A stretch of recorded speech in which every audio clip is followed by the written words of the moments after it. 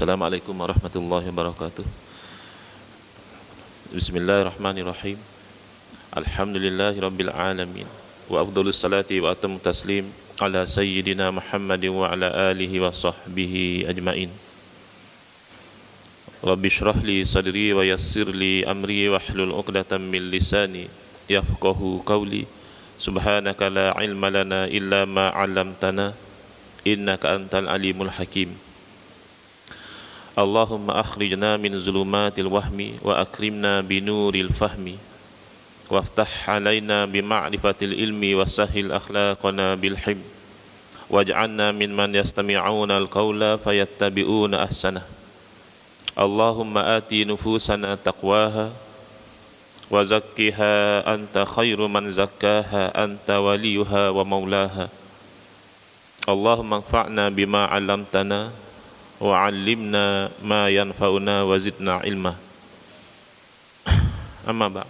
Alhamdulillah, pagi ini insyaAllah kita akan sambung membaca, memahami dan mengambil manfaat daripada isi kitab Makanatul Ilmi wal Ulama wa Adabu Talibil Ilim, martabat ilmu dan ulama dan adab-adab penuntut ilmu.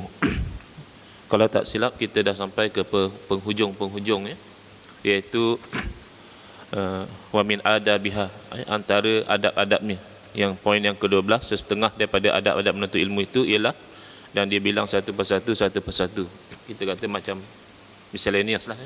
Kalau dulu bincang secara khusus ikhlas, menjaga kebersihan, menanggung kepayahan dan sebagainya. Yang ke-12 ini dia berikan adab-adab tu secara keseluruhan. Cuma saya ni tertinggal beg kitab tu, keluar daripada pagi semalam, tak bawa beg kitab. Jadi tak ada yang saya tanda berhenti di mana, dan tak ada juga, selalunya saya bawa dua, satu yang nusrah asal dalam bahasa Arab dan satu lagi yang terjemahan.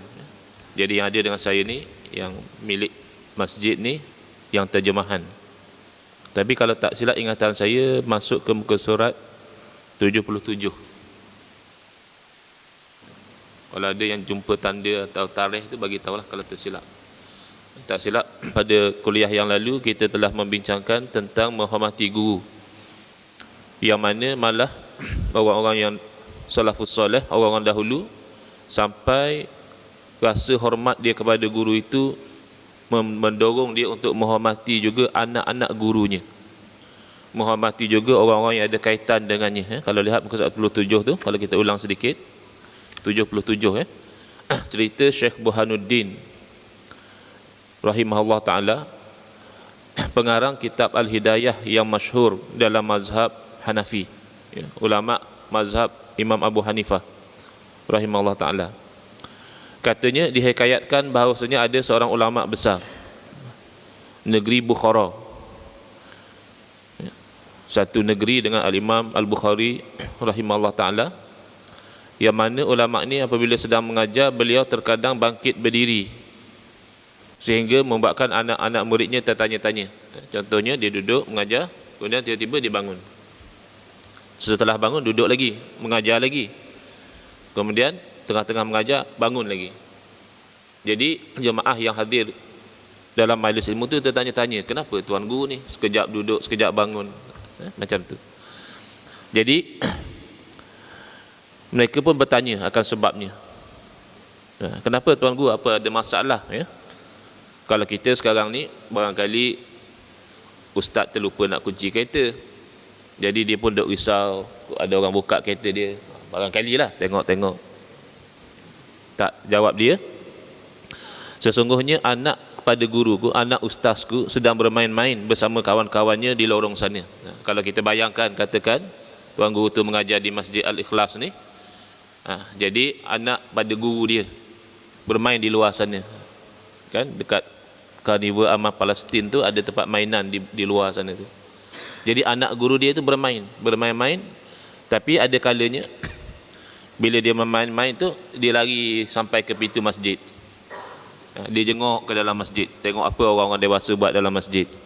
Jadi apabila aku melihatnya, aku terus berdiri. Kata nampak anak pada guru tu duduk di depan pintu tu, jadi dia terus berdiri. Kenapa? Untuk menghormati guruku. Padahal bukan guru dia, baru anak kepada guru dia, sampai macam itu dia menghormati. Dan itu pun satu pengajaran kepada kita bagaimana kita selayaknya melayan cucu, anak cucu, keturunan kepada Rasulullah SAW. Itu guru kita yang paling besar sekali. Rasulullah SAW menjadi guru kita yang paling agung, yang paling besar. Takkan kita sampai tidak menghormati keturunan Rasulullah SAW. Kalaupun ada antara keturunan baginda misalnya tersilap, melakukan kesilapan, ada antara mereka yang menjauhi daripada syariat, kerana kita faham yang maksum adalah Rasulullah SAW. Adapun anak cucu keturunan baginda tidak diberi ismah, tidak diberi sifat maksum, terpelihara daripada kesalahan dan dosa. Jadi boleh jadi sahaja anak cucu keturunan Rasulullah SAW ini melakukan kesilapan, itu sesuatu yang tidak boleh dinafikan. Tapi rasa hormat kita kepada Rasulullah SAW tentulah menuntut kita tidak sampai membenci kepada anak cucu keturunan baginda. Malah kalau kita lihat ada kesilapan, maka kita tegur dengan penuh rasa sayang, sebagaimana kita nak orang menegur anak cucu kita selepas daripada kematian kita. Kan kita manusia ni secara semula jadi kita sayang pada keturunan kita, kepada anak kita, orang kata lebih-lebih lagi kepada cucu. Orang yang garang dengan anak dia, bila tiba time cucu, cair dia. tak jadi garang macam dulu dah, sebab cucu. Kalau anak dulu jangan, tak boleh silap sikit. Tapi kalau dengan cucu, dia dah jadi lembut. Jadi dia terfikirlah, kalau satu masa nanti dia tak ada, misalnya dia tuan guru, tak mesti anak dia jadi elok. Walaupun dah dididik, walaupun dah ditarbiah, takdir Allah tu tidak semua keturunan orang yang baik jadi baik, walaupun biasanya begitu. Jadi tentulah terdetik di hati dia, nanti kalau dia dah tak ada, kalaulah anak cucu dia tu melencong daripada jalan yang benar, adalah nanti orang yang tolong nasihat, adalah nanti orang yang tolong bimbing dan sebagainya. Bukan untuk dibenci, bukan untuk difitnah, bukan untuk ditohmah. Itu bukti kasih kita kepada Rasulullah SAW, mengasihi keluarga baginda. Baik, tak jadi Syiah ke Ustaz kasih kepada ahli keluarga Nabi? Bukan ke orang yang kasih kepada ahli bait itu Syiah? Syiah dia mendakwa dia kasih kepada ahli bait sebagai propaganda dia, sebagai alat dia menarik minat orang ramai, tapi dia tidak sebenarnya kasih kepada ahli bait. Malam ni insya-Allah, kalau tidak ada perhalangan, saya dijemput berkuliah di Surau Al-Islah Denai Alam. Denai Alam tak jauh mana, saya dalam 12 minit daripada sini, lebih kurang. Tajuk Bahaya Syiah. Jadi insya-Allah itu kita akan terangkan beza yang dikatakan kasih kepada ahli bait oleh ahli sunnah wal jamaah, itu memang kasih yang betul-betul. Semua ahli bait keluarga Rasulullah SAW dikasihi, termasuk isteri-isteri baginda kita kasihi sebagai ummahat al-mu'minin. Status mereka tu dimuliakan, seolah-olah mereka tu menjadi ibu kepada sekalian orang mukmin. Bagaimana kita hormati ibu kita, lebih lagi kita menghormati isteri-isteri Rasulullah sallallahu alaihi wasallam. Sebab isteri tentulah sebahagian daripada ahli keluarga, selain daripada anak, selain daripada cucu, selain daripada sepupu, selain daripada anak saudara dan sebagainya. Tetapi Syiah berbohong.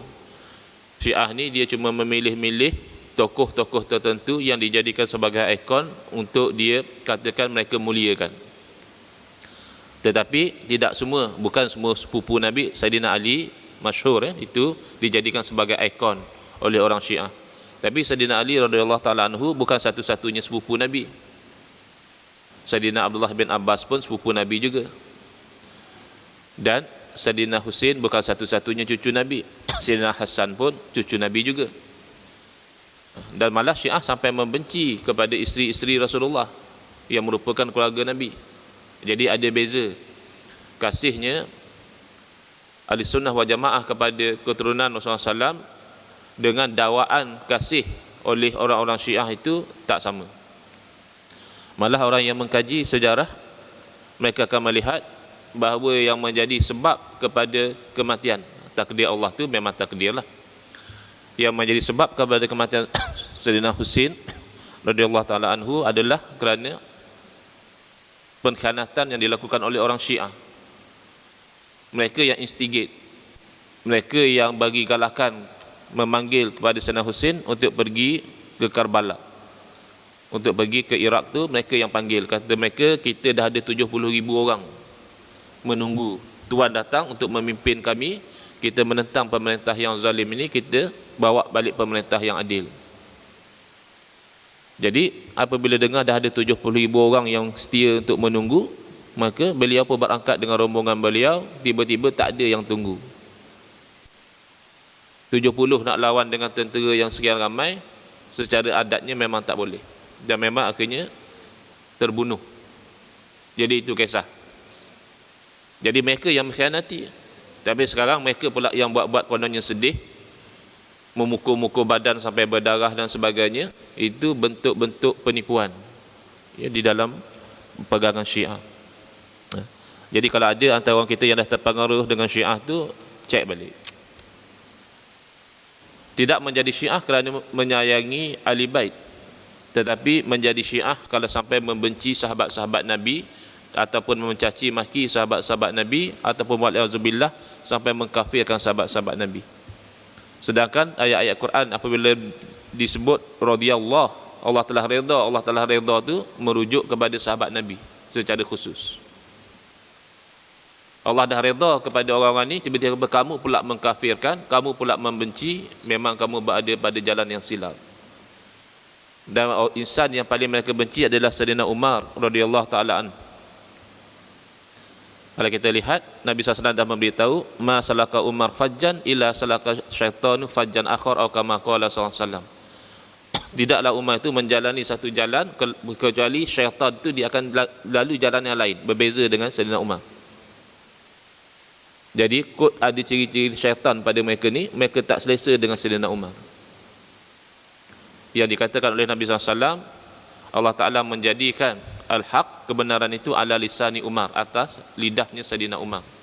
Banyak apa yang Sayyidina Umar kata, turun wahyu membenarkan. Malah kalau kita tengok dalam kejadian peperangan Badar, ketika orang Islam menawan kurang lebih 70 tawanan perang, dan Rasulullah SAW bermusyarat macam mana nak dilakukan pada tawanan perang, pendapat daripada Sayyidina Abu Bakar supaya dibebaskan. Kita terimalah bayaran tebusan, bebaskan, ataupun kita minta mereka mengajar apa-apa ilmu pada anak-anak kita, kita bebaskan. Sebab pada pertimbangan Sayyidina Abu Bakar, biar ditawan tu pun sebenarnya bukan orang lain, saudara mara mereka juga daripada kampung mereka di Mekah. Tapi Sayyidina Umar berijtihad lain.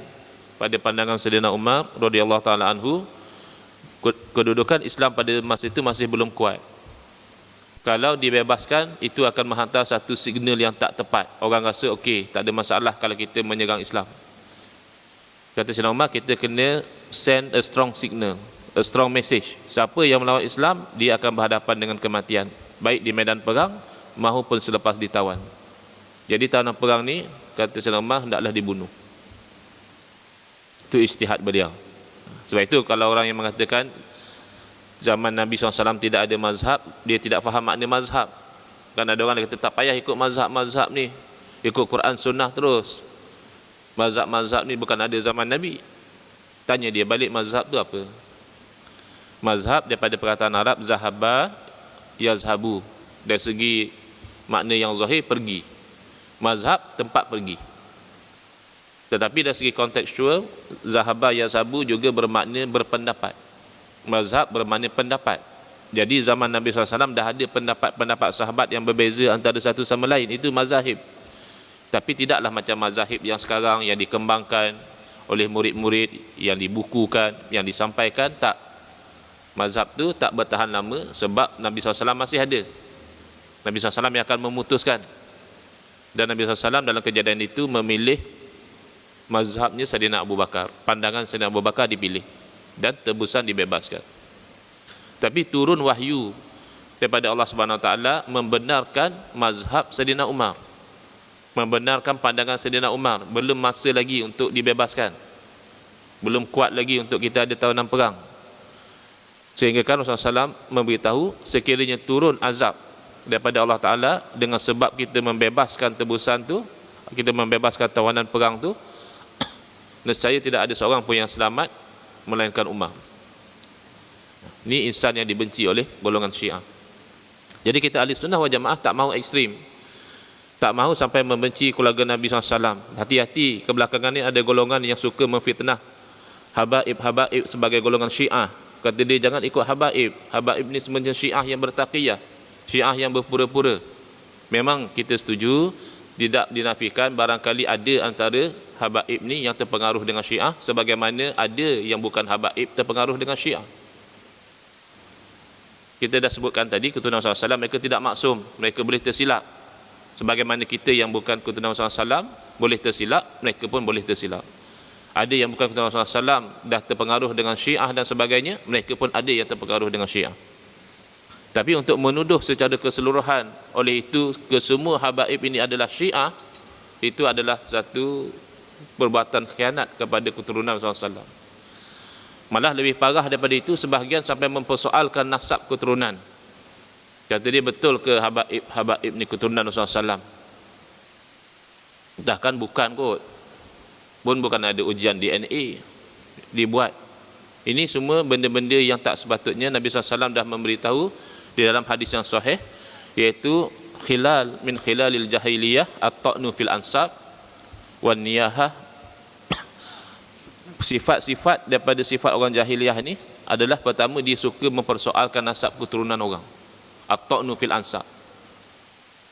Tak sepatutnya, sebab manusia dianggap boleh dipercayai dalam nasab keturunan dia. Tuan-tuan bayangkan sendirilah, misalnya saya tanya kepada tuan-tuan lepas kuliah ni, berkenalan, tanya Tuan Haji duduk di mana, saya duduk di section 13, Masya Allah. Tuan Haji asal mana? Saya asal daripada misalnya Perak. Anak siapa? Anak Iup sekian. Tuan Haji, betul ke anak Iup? Takut anak orang lain. Tuan Haji pernah buat ujian DNA tak? Oh, Masya Allah, mesti rasa nak pelempang je ustaz ni. Sedap pula engkau persoalkan aku ni betul ke anak ayah aku. Itu secara tak langsung adalah qazaf. Seolah-olah menuduh ibu kita tu berzina dengan orang lain, sebab kita bukan anak ayah kita. Ini dia qazaf ibu-ibu kepada habaib ni secara pukul rata. Betul ke ni keturunan Rasulullah SAW? Tak dinafikan, mungkin adalah seorang dua yang Allah jadikan hidung dia mancung, bulu dia lebat, kening dia tebal, muka macam Arab, nak mengaku jadi habib, barangkali ada, tak dinafikan. Tapi al-aslu kita husnuzon dengan orang Islam, kecuali ada tanda-tanda dia ni pembohong, dia ni penipu. Jadi secara umum, lagilah kalau orang tu orang yang soleh, orang yang baik, maka kita bersangka baik bahawa apabila dia beritahu dia anak siapa, keturunan siapa, maka betul lah apa yang dia sebut tu. Sebagaimana kita pun tak suka orang mempersoalkan nasab keturunan kita. Dan itu memang disebut sebagai sifat jahiliyah. Jadi hati-hati. Nak menentang Syiah, nak menerangkan penyerangan Syiah, silakan. Tapi nak mempergunakan Syiah sebagai alasan menuduh orang yang bukan Syiah sebagai orang Syiah, itu bertentangan dengan hadis Nabi SAW yang mana Nabi memberi panduan, al-bayyinatu alal mudda'i wal yamin ala man ankara. Beban pembuktian ditanggung oleh orang yang menuduh. Sekarang kamu menuduh seorang tokoh sebagai orang Syiah, mana bukti? Tak ada bukti. Oh, memanglah tak ada bukti, sebab dia bertaqiyah, dia berpura-pura. Jadi kalau macam tu, kita sentiasa boleh menuduh orang tanpa payah bawa bukti. Dia tu pencuri, mana bukti dia pencuri? Tak ada bukti lah, tapi dia tu berpura-pura, dia buat je macam orang baik, sebenarnya dia mencuri. Ialah mana bukti? Tak ada bukti lah. Itu mana boleh. Dan taqiyah ni, kalau kita faham, taqiyah ni maksudnya berpura-pura, berbohong. Dan berbohong ni satu masa akan nampak pembohongan tu. Orang yang berbohong dia tidak boleh konsisten. Satu masa dia akan terdedah pembohongan dia. Pernah saya lihat debat antara ulama Syiah dan ulama Wahabi. Mereka berdebat. Jadi ulama Syiah ni dia bertaqiyah. Disiarkan video menunjukkan tokoh dia menghina isteri Rasulullah SAW, menghina Siti Aisyah.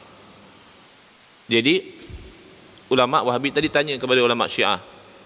Dia Syiah dengan Wahabi dia tak ngam. Wahabi dia lebih hampir kepada ahli sunnah wal jamaah berbanding dengan Syiah. Sebab tu ulama mengatakan al-wahabiyatu syarrun katsir wa syi'atu syarrun kulluhu. Pahaman Wahabiyah ni ada banyak keburukan dia. Tapi pahaman Syiah tu buruk belaka. Jadi dari segi bahaya kepada orang awam, bahaya Wahabi. Sebab tak nampak banyak persamaan dengan kita. Tapi ada perbezaan-perbezaan, setengahnya itu fundamental. Setengah itu perbezaan yang asas.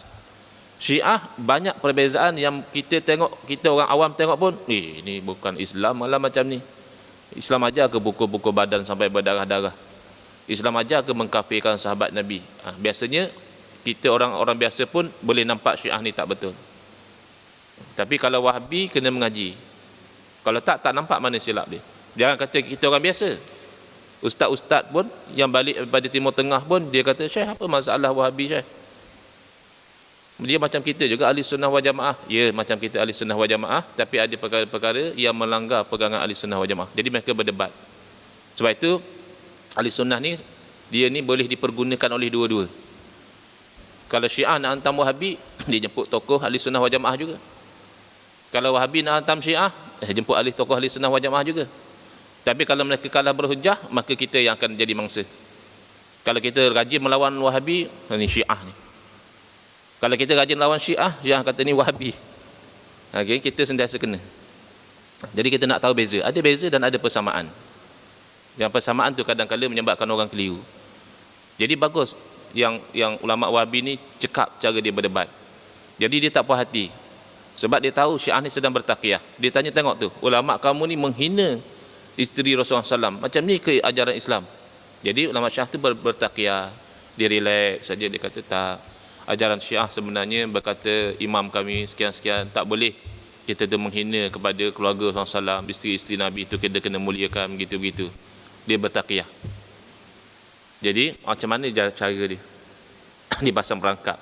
Dia tanya, dia kata, betul ke saya dengar isteri Al-Mahdi ni imam yang dimuliakan dalam pegangan Syiah, betul ke isteri Mahdi ni dia ada buat amalan mut'ah? Sekarang dalam Syiah ajaran dia antaranya mut'ah. Kalau kita nak dengan seorang perempuan, tak mesti kita kahwin cara biasa, kita boleh kahwin mut'ah, kata dia. Iaitu kita discuss dengan dia, nak kahwin berapa lama. Jom kita kahwin sebulan, nak berapa kamu nak bayar? Kita pun cakap. Dia kata boleh lah, dengan bayaran macam tu kahwin sebulan. Jadi kalau ikut ahli sunnah wal jamaah, itu namanya zina. Tak ada beza pun dengan orang tu ambil pelacur. Dia bayar untuk tempoh dan dia boleh bersama dengan perempuan tu.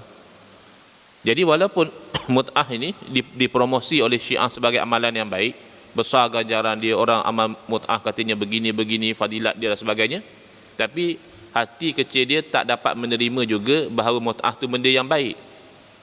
Sebab itu pernah satu orang ulama Syiah, selepas dia promosi tentang mut'ah, ada antara jemaah tu angkat tangan, tuan, izinkan saya bermut'ah dengan anak perempuan. Tuan marah-marah dia kata kurang hajar, tak ada adab. Dia tadi promosi mut'ah, tapi orang nak mut'ah dengan anak perempuan kamu marah pula. Dia pun tak dapat terima. Dia tahu sebenarnya mut'ah ni adalah satu bentuk perzinaan. Jadi apabila ditanya kepada beliau tentang betul ke isteri imam tu bermut'ah, dia terus marah-marah, baling pen, bertempik-tempik dia, berkata saya tak boleh terima, tak ada adab berdebat dan sebagainya. Masa tu kan dah terbongkar takiyah dia. Terus bangkit ulama Wahabi tadi, dia kata, tadi masa isteri Rasulullah SAW dihina, kamu relax je, siap boleh check email, boleh cakap dengan tenang. Ini bila isteri imam kamu ditanya saja, bukan saya kata dia bermut'ah, saya tanya betul ke? Dan mut'ah dalam mazhab kamu, okey. Anda baru nampak, baru terselah sikap kamu yang sebenar. Kalau betul kamu sayang kepada isteri Rasulullah SAW, sepatutnya macam ni lah kamu bertempik tadi bila nampak isteri Rasulullah SAW dihina. Tapi masa isteri Rasulullah SAW dihina, kamu relax, jawab dengan tenang. Sekarang baru ditanya tentang isteri imam kamu dah bangkit bertempik-tempik macam tu. Masa tu dah terdedah taqiyah dia. Jadi kalau taqiyah kok mana pun akan terdedah. Jadi tak boleh kita semata-mata atas alasan taqiyah kita menuduh orang itu dan ini tanpa ada bukti atas tuduhan. Itu bercanggah dengan ajaran Rasulullah SAW. Nak lebih panjang cerita Syiah ni, insya-Allah siapa yang berkelapangan boleh hadirlah ke surau Al-Islah dan Naik Alam malam ni. Baik, jadi tengok ya, menghormati keluarga kepada guru kita itu adalah sebahagian daripada tanda kita menghormati guru. Kemudian setengah daripada menghormati ilmu itu ialah menghormati kitab, kerana ia adalah alatnya. Jadi orang ahli sunnah wal jamaah dia tidak sampai menolak asbab, walaupun dia melihat kepada hakikat ilmu itu daripada Allah, Allah yang memberi kita faham, Allah yang memberikan kita segala-galanya, tapi tetap kitab ini yang hanya makhluk Allah, yang hanya helaian-helaian kertas ini sebab. Kalau tanpa kitab payah kita dapat ilmu, kalau tanpa guru payah kita dapat ilmu, maka kita hormatilah alat ni. Orang-orang profesional pun dihormati alat-alat dia. Orang-orang yang bertukang, dia jaga alat pertukangan dia. Orang doktor, dia jaga alat-alat doktor dia. Malah orang main golf pun dia sayang dia punya alat-alat golf dia tu, jaga dia. Jadi takkan kita kalau kita mengaji, kita ahli ilmu, kita tak sayang alat kita, iaitu kitab, muliakan. Malah sampai boleh jadi bawa kepada murtad kalau kita menghina kitab-kitab agama. Itu yang saya ceritakan. Walaupun kita kasihan kepada apa yang berlaku kepada saudara-saudara kita orang Arab yang diserang, ditindas, diseksa dan sebagainya, tetapi sikap sebahagian daripada mereka seolah-olah tidak menjemput pertolongan dan kemuliaan daripada Allah. Mereka tidak muliakan apa yang dimuliakan dalam agama. Kejadian ketika saya belajar di Jordan, di Universiti Jordan, pemuda-pemuda Arab sebahagiannya, walaupun mereka belajar syariah, ketika nak exam, kitab-kitab agama mereka letak atas lantai. Itu satu. Tak sepatutnya, sebab kitab agama paling tidak ada ilmu agama, dan lebih pada itu ada nanti ayat-ayat suci Al-Quran, ada di sana hadis-hadis Nabi. Jadi tiba-tiba kita letak di bawah itu tidak memuliakan. Lebih teruk daripada itu adalah setelah mereka ada niat nak meniru, mereka tengok pensyarah tak perasan, lecturer tak perasan, dia akan selak kitab tu dengan kaki dia.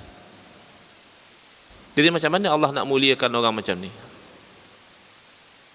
Yang itu kalau dengan niat menghina, itu boleh jatuh murtad. Menghina Al-Quran, menghina kitab-kitab agama.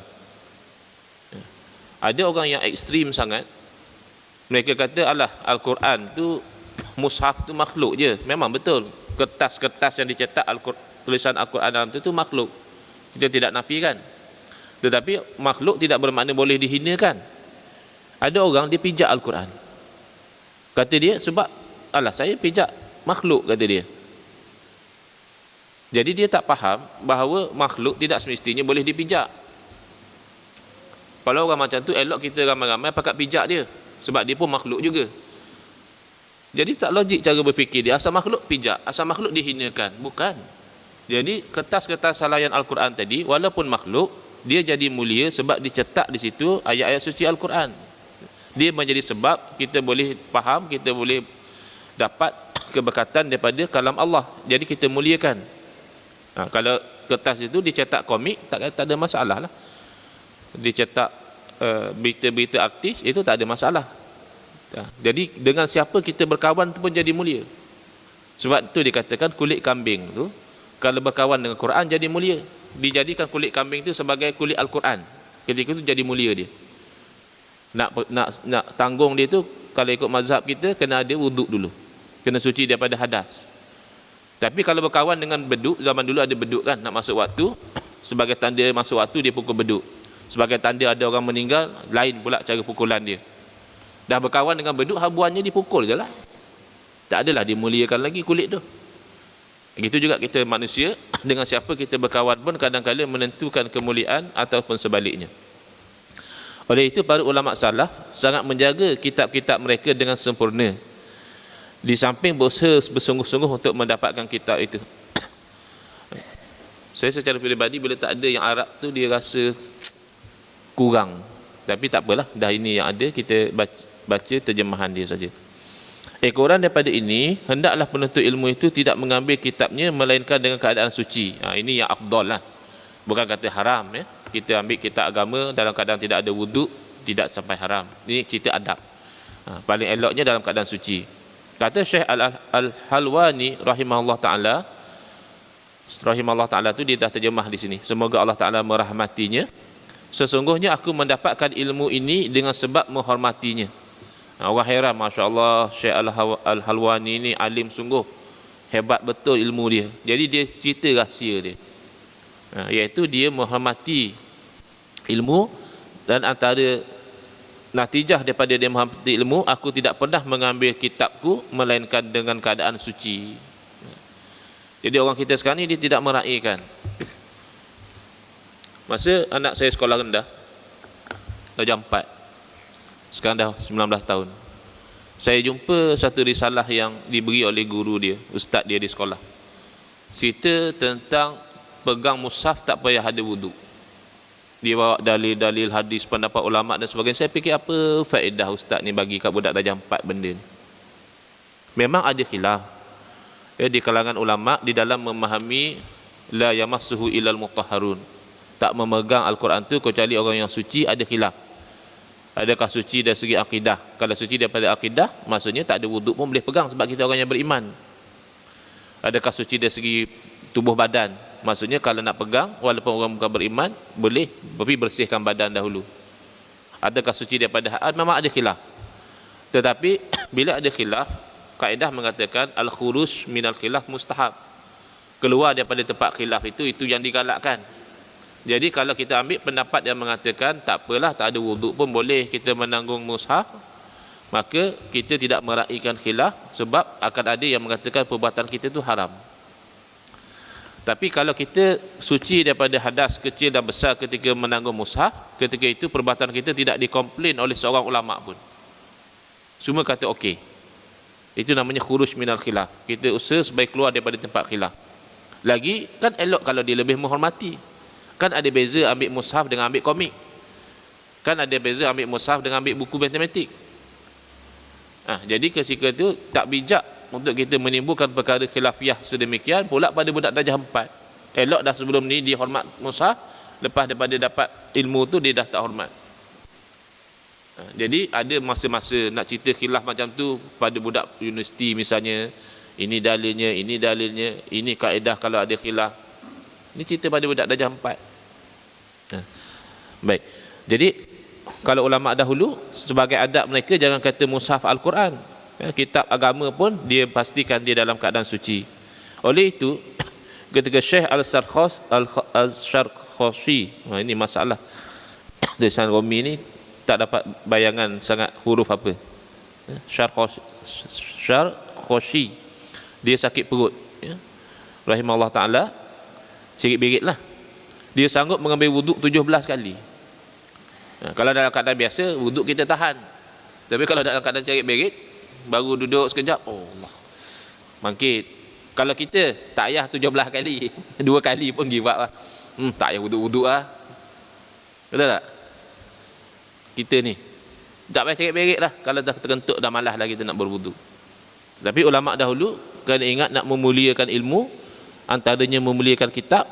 Bila batal wuduk ambil lagi, bila batal wuduk ambil lagi, sehinggalah terjadi pada malam yang dia sakit perut tu 17 kali dia ulang alik bersuci.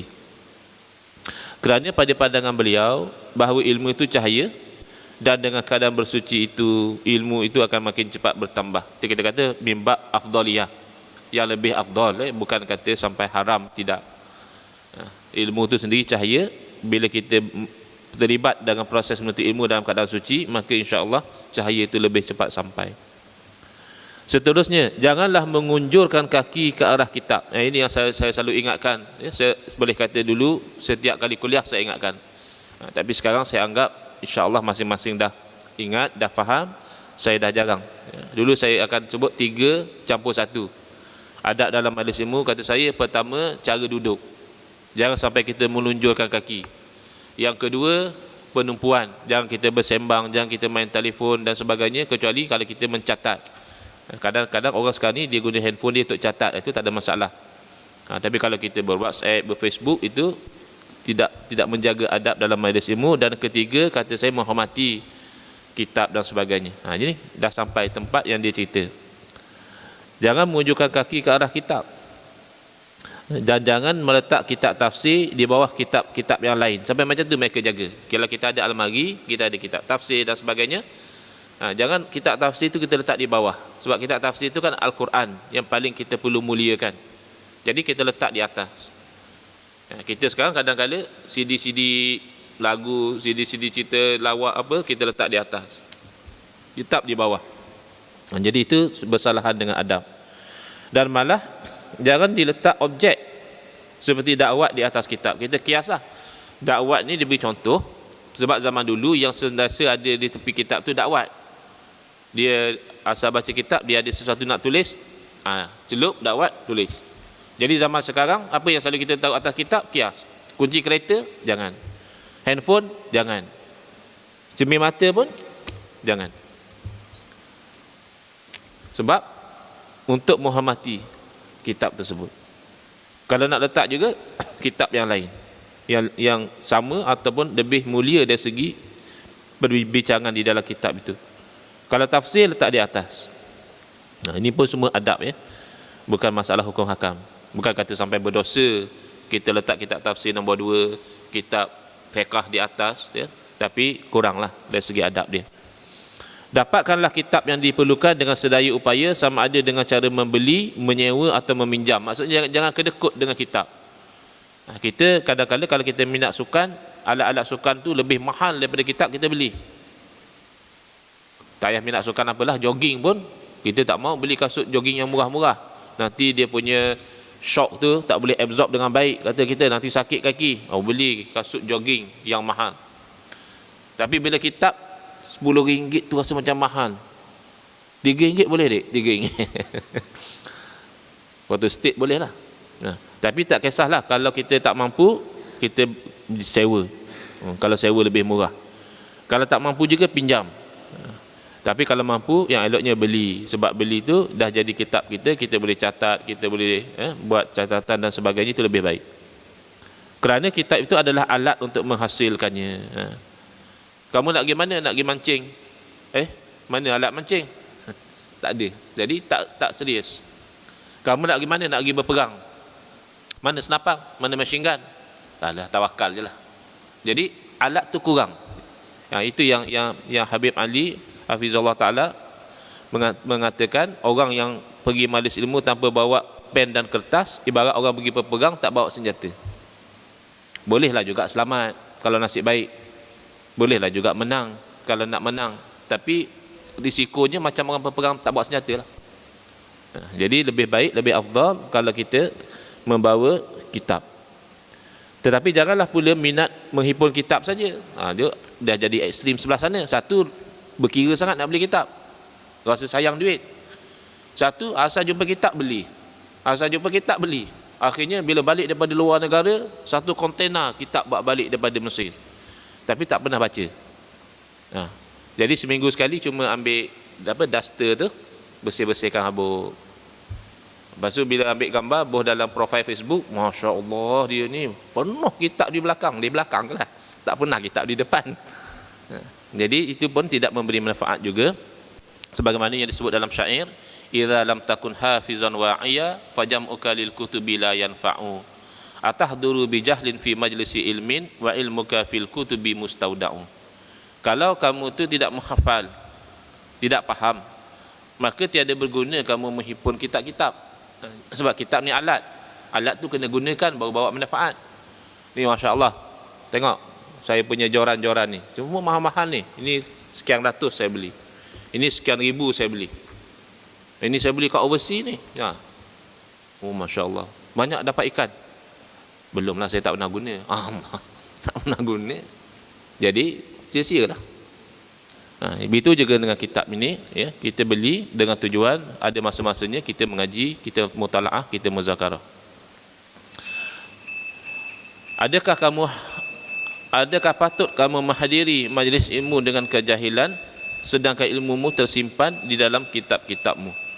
Maksudnya menghasilkan kitab itu bagus, memanfaatkan kitab itu yang lebih penting. Seterusnya, saya rasa boleh khatam kot hari ni. Jadi kalau tu bulan depan kita dah boleh baca kitab Minhajul Abidin, insya-Allah. Peliharalah adab ketika menyusun kitab. Susunlah mengikut taraf kemuliaan kitab-kitab itu dan keagungan pengarang-pengarangnya. Maksudnya tengok kemuliaan kitab. Kita dah sebut tadi, kalau bersangkut dengan Quran, nombor 1. Bersangkut dengan hadis, nombor 2. Yang lain tu di bawah. Tauhid, fiqh, tasawuf dan sebagainya di bawah-bawah. Dan kalau sama, tengok pula keagungan pengarangnya. Siapa antara dua pengarang? Sama-sama kitab tafsir. Siapa kitab tafsir yang lebih muktabar, yang lebih diterima oleh umat, yang lebih alim pengarang dia dan sebagainya. Sekiranya martabat kitab itu sama, iaitu sama fannya, fan ni diambil daripada bahasa Arab, sama bidangnya, maka tengoklah mana yang lebih banyak mengandungi Al-Quran dan hadis. Secara pitah lalulah kita tengok, oh ni lebih banyak Quran hadis, kita ataskan. Tak perlulah sampai nak bilang satu-satu. Jika sama, maka tengoklah dari segi keagungan pengarangnya. Ini pun perlu ilmu juga. Kalau kita tak ada ilmu, mana kita tahu siapa antara dua pengarang ni lebih hebat. Jika sama, maka dahulukan yang lebih awal mengarang dan lebih tersebar di kalangan ulama dan di kalangan orang soleh. Sama-sama hebat pengarang tu. Tengok, oh kitab ni lebih banyak digunakan oleh para ulama, maka itu yang kita dahulukan. Sekiranya sama, maka dahulukan yang lebih sahih kualitinya. Kan kitab ni pun ada sanad juga, daripada kita kepada guru kita, kepada guru dia, sampai kepada pengarang kitab. Mana yang lebih sahih sanad kitab itu, kita dahulukan. Ini mungkin tak mampulah kalau kita nak lakukan, kecuali kita tanya orang yang tahu. Apabila menulis sesuatu kitab, mulakan dengan kalimah basmalah, iaitu bismillahirrahmanirrahim. Jangan tulis basmalah pula di situ. Kawan kita pernah tanya, kan itu hari ada video orang sembahyang tarawih cepat tu, dapat tengok tak? Cepat betul. Bila masa dia baca Fatihah. Jadi kawan saya ni dia belajar di Indon, dia tanya, dia kata, kamu baca Fatihah tak masa sembahyang? Dia kata baca. Mana sempat kalau kamu macam tu terus rokok. Dia kata kami baca Al-Fatihah. Kerana Allahu Akbar, Al-Fatihah, Allahu Akbar, Al-Fatihah. Oh, Al-Fatihah macam tu mana boleh? Baca Al-Fatihah juga kata dia. Gitu kat sini. Dia kata tulis basmalah. Jangan kita ambil basmalah macam tu. Tulis basmalah maksudnya bismillahirrahmanirrahim. Ataupun sekurang-kurangnya bismillah. Sekiranya kitab itu dimulai dengan khutbah yang mengandungi pujian ke atas Allah Ta'ala dan selawat ke atas Rasulnya, itu maksudnya khutbah. Maksudnya Alhamdulillah Rabbil Alamin, wassalatu wassalamu ala asyrafil anbiya'i wal mursalin wa ala alihi wa sahbihi ajma'in. Itu namanya khutbah. Bukan macam khutbah Jumaat tu. Kan ada orang baca kitab sendiri pun masalah juga. Nanti kalau kita baca kitab fiqh, akan jumpa satu bab meminang. Disebut di situ oleh para ulama, wa yusannul khutbatu qabla al-khutbah. Disunatkan kita tu berkhutbah sebelum kita meminang. Kita baca kitab sendiri. Datang jumpa pak cik tu, bakal bapak mertua kita, assalamualaikum pak cik. Ya ayuhan nas ittaqullah. Terus pak cik ni kata dia ni nak meminang ke nak berkhutbah. Masuk khutbah tu ialah bismillah, alhamdulillah, wassalatu wassalamu ala rasulillah. Saya datang ni pak cik ada hajat. Macam tu je khutbah. Yang dimasukkan dalam kitab fiqh itu, sunat khutbah sebelum khutbah adalah memuji Allah Ta'ala dan berselawat ke atas Rasulullah sallallahu alaihi wasallam. Jadi eloknya bismillah dahulu. Bismillahirrahmanirrahim, barulah alhamdulillahirabbil alamin, wassalatu wassalamu ala asyrafil anbiya'i wal mursalin. Setiap kali menulis nama Allah Ta'ala, maka hendaklah diikuti dengan pengagungan seperti kalimah maha tinggi, iaitu Ta'ala, ataupun subhanahu, maha suci, atau azza wa jalla, maha mulia lagi maha agung, ataupun maha kudus, suci juga, dan seumpamanya, menunjukkan kita tu hormat kepada Allah, kita tu memuliakan Allah. Jangan kita sebut macam kita sebut nama orang je. Siapa tu Yusuf, siapa Mbong, siapa Ngah. Kita sebut manusia yang mulia pun kan kita sebut. Kalau orang tu mulia dari segi ilmu agama, kita sebut Al-Fadil. Kalau mufti, sahibus samaha. Kalau orang politik, yang berhormat.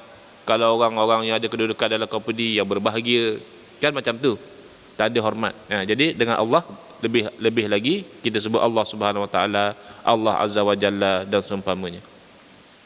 Begitu juga halnya apabila menulis nama Nabi, maka sallallahu alaihi wasallam hendaklah ditulis salawat dan salam. Inilah adab kebiasaan yang sudah berlaku di kalangan para ulama salaf dan khalaf. Ulama daripada dulu sampai sekarang, itulah amalan mereka. Mereka menulis sallallahu alaihi wasallam. Jangan ditulis dengan secara ringkas, walaupun berulang-ulang. Kadang kita malas. Allah, Nabi Muhammad, nak tulis sallallahu alaihi wasallam kita rasa malas. Akhirnya kita tulis S ataupun SAW, ataupun kalau dalam bahasa Arab Sad Lam Ain, Sad Lam Ain Min. Jangan kita kedekut dengan tenaga kita untuk menulis secara penuh sallallahu alaihi wasallam. Dari anak saya baca, saya pun pelik juga, Nabi Yunus As, Nabi Ayub as. Apa benda as ni? Saya tengok buku dia, rupanya AS tu alaihi salam tu, budak kecil dia tak faham, dia baca as. Nanti Nabi Muhammad saw. Jadi eloknya kita tulis secara penuh. Tidak juga kita katakan haram kalau tidak tulis. Sebagaimana saya sebut tadi, ini cerita-cerita tentang adab yang lebih baik.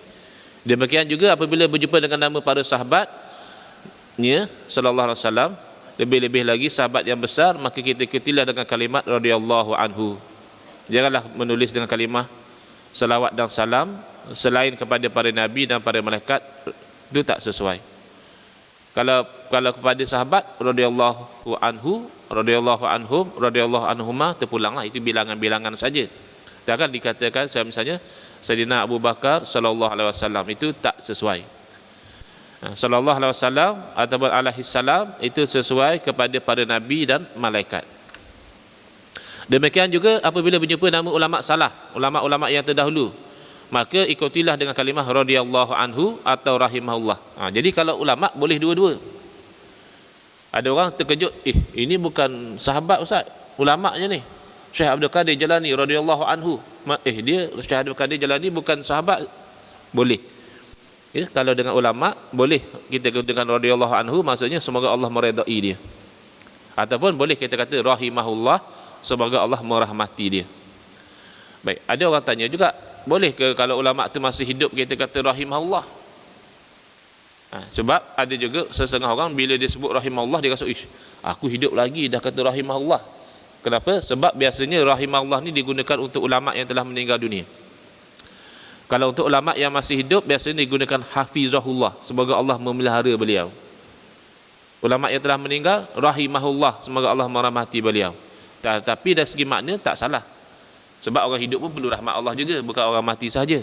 Baik.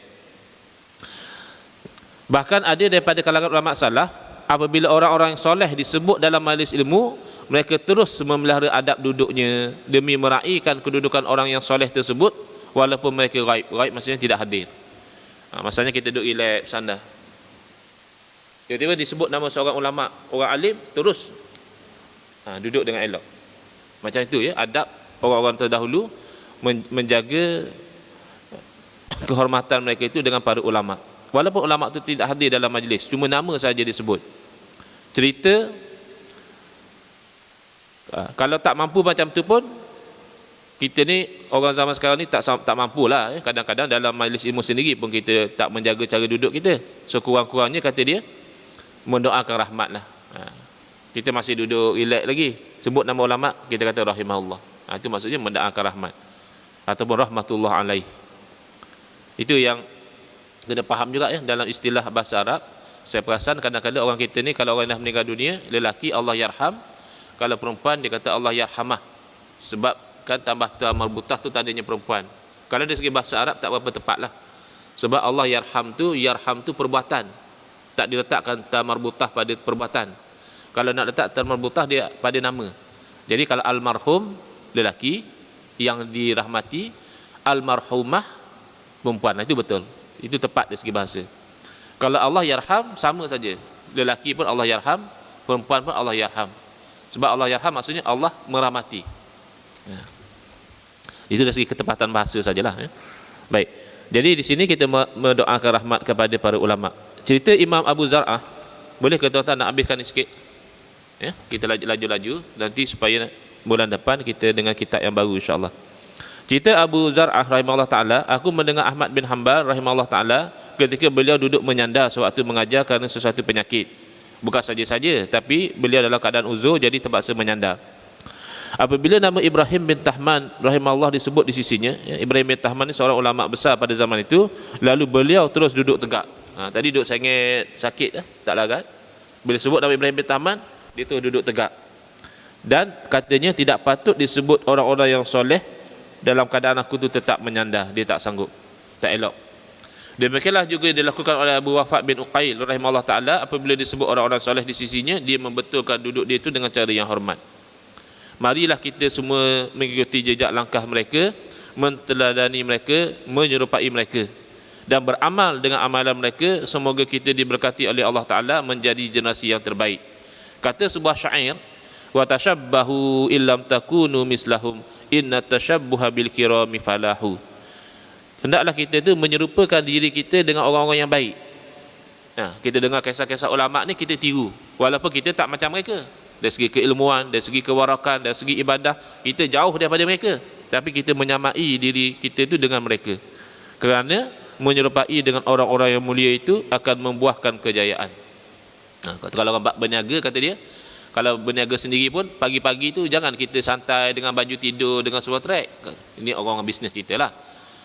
Pagi-pagi kata dia pakai smart, pakai macam nak pergi bekerja, keluar bawa briefcase. Sebab itu gayanya orang berniaga. Akhirnya akan membuahkan kejayaan. Kalau kita dengan baju tidur duduk breakfast kedai makan, orang tengok pun betul kan dia berniaga. Tapi kalau kita dengan pakai smart tu, orang tanya, tuan berniaga apa? Ada jalan kita cerita. Saya kat tender supply barang ni. Oh, saya memang dah lama cari. Tu maksudnya kita menyamai diri kita dengan orang-orang yang mulia tu pun dah buat menjadi satu jalan untuk kita berjaya. Hanya kepada Allah. Bismillahirrahmanirrahim. Alhamdulillahirabbil alamin wassalatu wassalamu ala asyrafil anbiya'i wal mursalin wa ala alihi wa sahbihi ajmain. Hanya kepada Allah juga saya memohon semoga risalah ini diberi manfaat, diterima, dikenai pahala orang yang menghimpunnya dan orang yang membacanya, dan juga orang yang saya sebutkan dalam kitab ini, dan orang yang saya nakal kata-katanya dan kalimatnya. Semoga semua bersekutu mendapat kebaikan dan limpahan pahalanya. Amin. Semoga Allah melimpahkan rahmat kebesarannya ke atas penghulu kami Muhammad sallallahu alaihi wasallam, nabi yang mulia, dan juga ke atas ahli keluarganya, para sahabatnya. Semoga semuanya disejahterakan olehnya. Walhamdulillahirabbil alamin. Alhamdulillah.